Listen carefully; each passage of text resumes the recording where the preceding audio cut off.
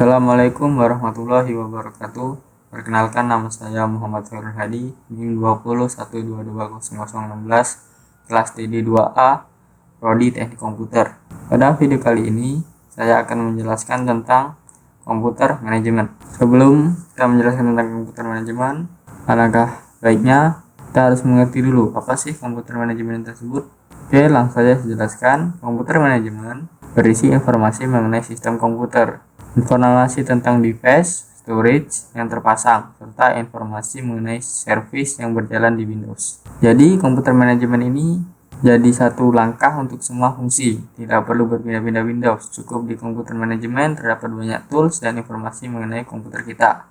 Oke, cara membuka komputer manajemen di Windows 10 dengan cara klik kanan pada tombol Windows Start dan cari komputer manajemen. Oke, yang pertama ada sistem tools. Sistem tools adalah sistem yang berguna untuk mengelola sebuah sistem operasi yang terinstall pada sebuah komputer. Gabungan antara sistem perangkat lunak dan sistem perangkat keras. Komputer tetap berjalan secara baik dan stabil dalam waktu yang lama. Yang kedua ada di dalam sistem komputer ada yang namanya text scheduler.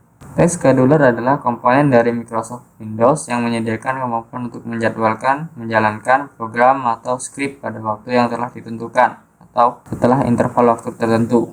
Fungsi text scheduler adalah untuk membuat jadwal aktivitasmu sehari-hari, dan kamu juga bisa mengaktifkan alarm agar kamu ingat dengan jadwalmu. Yang kedua ada event viewers. Event viewers adalah aplikasi yang disediakan Windows untuk mencatat setiap event secara detail, terutama yang berhubungan dengan administrative events atau peristiwa administratif. Fungsi event viewers adalah sesuai dengan definisi event viewers di atas. Aplikasi ini bertugas mencatat aplikasi log segala kejadian Windows secara lengkap. Yang ketiga ada shared folders, adalah suatu fasilitas yang digunakan untuk membagi suatu file, perangkat, dan koneksi internet untuk digunakan secara bersama-sama dengan tujuan untuk menghemat biaya dan perangkat. Yang selanjutnya ada local user and group. Pada fungsi local user and group, kita bisa membuat account, mengganti password, mengaktifkan user, dan masih banyak hal lain yang bisa digunakan di local user and group. Selanjutnya ada perform. Perform adalah ukuran seberapa efisien dan efektif sebuah sistem atau seorang manajer untuk mencapai tujuan yang memadai. Di sini ada Device Manager. Device Manager merupakan perpanjangan dari Microsoft Management Console yang memberikan pandangan yang pusat untuk terorganisir pada semua hardware yang sudah diinstal di dalam komputer dan diakui Microsoft Windows. Fungsi Device Manager adalah untuk mengelola perangkat keras yang terpasang di komputer seperti hard disk drive, HDD, keyboard, soundcard, perangkat USB, dan masih banyak lagi. Selanjutnya ada storage. Storage adalah sebuah perangkat digital yang berfungsi untuk menyimpan berbagai macam data digital yang dapat disimpan dalam kurun waktu yang tidak menentukan, tergantung usia dan perawatan dari perangkat storage itu tersendiri. Saat ini perangkat storage terus dilakukan pengembangan baik secara jenis perangkatnya maupun inovasi dari ukurannya.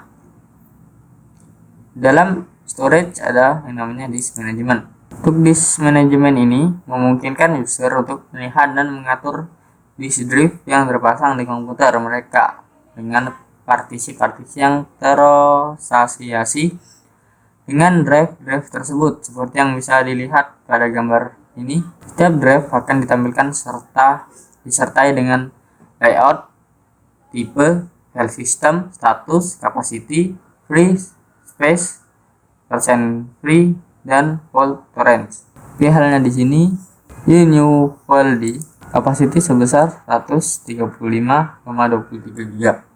Free space-nya 109,83 dan persen free-nya 81%. Yang selanjutnya ada service and application. Service and application ini bisa kita gunakan untuk memantau aplikasi yang sedang berjalan di Windows.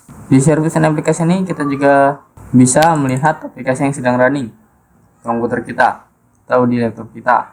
Kita juga bisa men-stop atau men-restart program yang sedang running. Mungkin itu saja penjelasan dari saya tentang komputer manajemen. Saya akhiri. Wassalamualaikum warahmatullahi wabarakatuh.